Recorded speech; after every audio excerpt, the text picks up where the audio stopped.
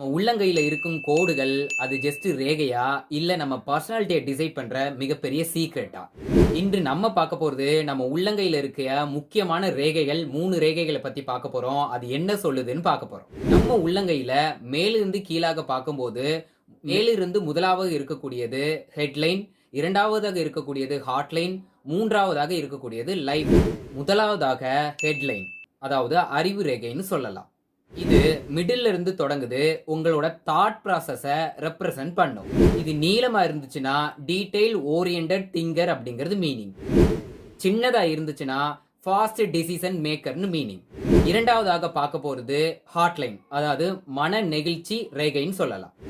இந்த ரேகை love and emotional கனெக்ஷனை ரெப்ரசன்ட் பண்ணும். ரேகை நேரா சுழலாம போயிருச்சுன்னா நீங்க பிராக்டிக்கல் மைண்டட் பர்சன் சொல்லலாம்.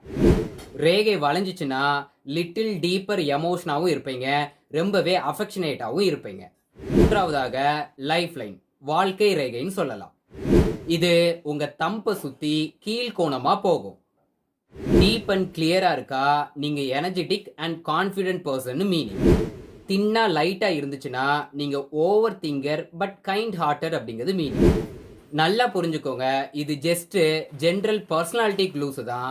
ஃபுல் ஜட்ஜ்மெண்ட் இதை வச்சு பண்ணக்கூடாது. ரியல் கேரக்டர்ல இருக்கக்கூடிய ஆக்ஷன்ஸ் தான் இது எல்லாமே டிசைட் பண்ணும். உங்க கையில இருக்கக்கூடிய ரேகை எந்த மாதிரி இருக்குன்னு சொல்லிட்டு செக் பண்ணிட்டு கமெண்ட் பண்ணுங்க.